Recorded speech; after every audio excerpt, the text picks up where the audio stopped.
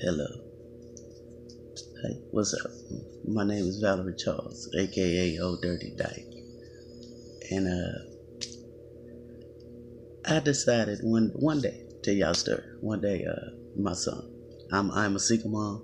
First of all, I'm a single mom, and I'm from Houston, Texas, and I was raised in an area called Studewood. Studewood, that's where I grew up, born and raised. Not born, but raised in Studewood. I was actually born in Galveston, Texas, at John Seeley Hospital. And but I was raised in Houston, Texas, and the area that my mom moved to was an area called Studewood, right there from Whitney and Warren off of Cross Timbers, up in that area.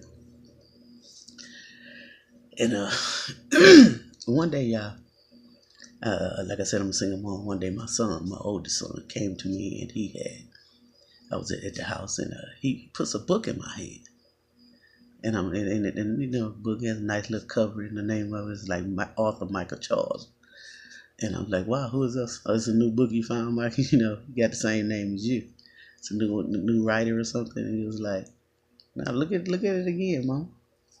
Had a little inscription in there, and I'm reading. I look at it, basically it's his book. It's like, Mama, look, that's my book. Basically, my son published the book.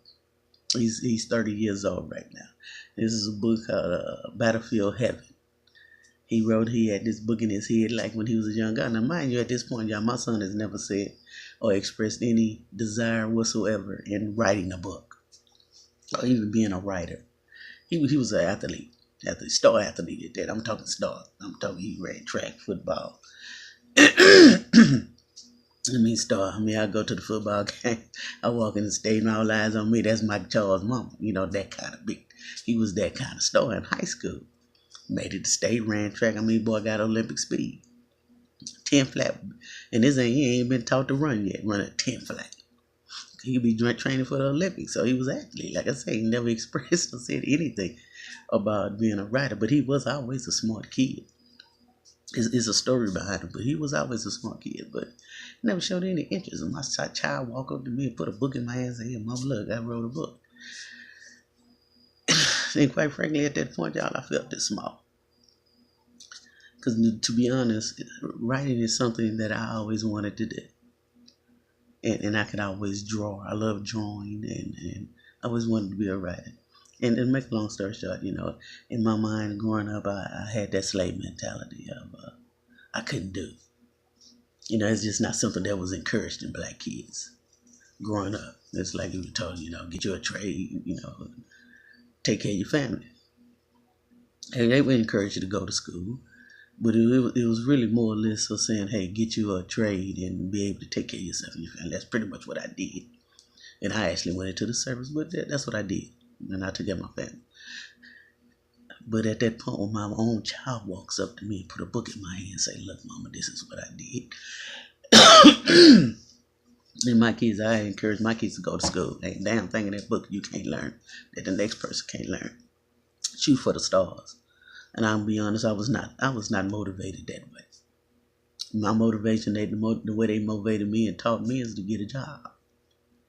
That means learn something. What are you good at? Never did that. Like say, hey, shoot for the stars. They ain't teach us nothing about no stock market, commodities, dividends, ownership. You know, building wealth. It's not something they taught you. It's not something they encouraged you. Take care of your credit. There wasn't none of that shit going on. I ain't say talk to you about that kind of stuff. But they did tell you, my mama did say, get a job. Get you a trade, get your job, baby, take care of yourself. As far as my motivation went. But my son came to me. And at that point, you know, I looked and I ain't gonna lie. At that time, I was on a job that I hated. I had been on that job for years, damn near 20 years. And I had just got to the point I was miserable. Okay. It's like, you know, they say God moves in mysterious ways. And things happen for a reason. And I felt like when I got my own child walking up to me and just out the blue, just came like out the blue. I wrote a book, Mom. Like, God ain't trying to tell you something. God just showed me something. And I was miserable at that time, and I decided, you know what? This don't make no sense.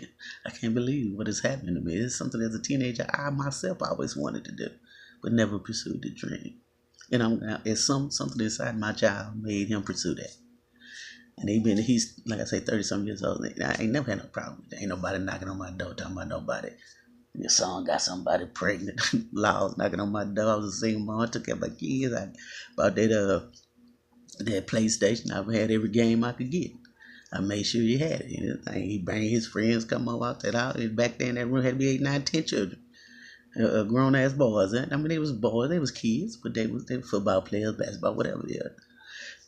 They came to my house. I didn't care. As long as my child went out there in them streets, I cook whatever I cook. I cook it up. Hey, it's ready. Come on, get your ass going on back there in that room. They mamas, daddies might be calm, such over there. Oh, yeah, they back there in that room chilling. Hey, they happy. I'm happy. I don't care as long as my child went out there in them streets. I had a little incident with my baby boy, but he's another. He married, got a associate's degree, working on his master's in engineering. Michael, he want to pursue writing. He want to be, editing, everything, all that. So whatever time, writing scripts. He learned how to write scripts now. He going to school now. Shit, I'm reading the same books he getting. He in school. He get his book. He finished. I read the book too. So I can learn how to learn. And at that point, I was like, God trying to take us. I think God just told me something. I'm going to write. This is something I realized at that point. I have not pursued any of my dreams. I did what I was told. What I was taught. That was to get a trade. That's pretty much how we were encouraged. That's the basis of our encouragement. It didn't go any further than that, but hey, that's me. But that's what happened. And I just made this decision. I decided I'm going to write. I quit that little old job, and I ain't looked back at it. And this is what I want to do. I got so many books and so many stories in my head, and I just sitting there, like I said, sitting there watching Netflix, Hollywood, just looking at Hollywood and all this. I see some of these stories, the same old story. Like they put a do what's that? A story is born. It's like how many times they gonna tell that story? But then when you think about it, you can't get tired of it. It's a good story. But Hollywood, and it is. When I do tell my story, I decided I'm gonna write my story. Hell, I can make up some shit in my head. I can make up a story, love story. It's turned out as a love story, but it's many stories in my head. Just like my son, he got about 4 books he about to write. His stories in his head, and they steady coming, and he steady writing. And I'm sitting here like, oh yeah, my child was my motivation. It's like, yeah, I get it. I hear you, Lord. My own child, something I always wanted to do, but I didn't have anybody. And I didn't encourage him. This is just something he wanted. I mean, I can't explain it. That I'm just proud that he did it. So I've decided I'm gonna write. It's a Studewood Story, which is what it is. And I've made that decision. That's what I'm gonna do. I'm gonna try. I'm gonna get it done. I don't care how long it takes or whatever. What I got to do, but I'm gonna get it done. And it's gonna be called a Studewood Story, and one of many. I mean, we'll try to write me a soundtrack to it, but I'm gonna do it. I don't even know if people do it like that, but this is how I'm gonna do it. I just got so many ideas in my head, and I'm gonna pursue them. I've made my mind up. I don't care how long it takes, but Studewood Story is coming. It's coming soon. And like I said, the day that child wanted to be and put that book in my head, I made that decision. I have never in my life pursued any dream that I ever had. And as a young girl, as a teenager, I'm telling you, what the 3 things I actually thought about doing was being a cop, a psychiatrist, or a writer, and an artist. And like I said, I always loved to draw. Never tried painting, but it's something that I always wanted to do, but I never pursued it. But I am now. And it's like I said, my name is Valerie Charles, aka Old Dirty Dyke. And I will be writing a series of stories under the Studewood Story. One of many. It's gonna be many, like a series. And hopefully I can get this first series on that, and I hope y'all support it. But it ain't even by selling. This is my dream. This is something I want to do. Is stories or books I want to write. I'm going to do it because I just want to be able to say I followed my dream, just like my child. And that's what I want to do. Again, A Studewood Story coming soon. So y'all can stay on the lookout for it. I appreciate y'all's support. It's just another story. I'm pretty sure it's a story you've heard many a times in many a different ways. Like I said, we all have our shoulda, coulda, wouldas. We all have our stories.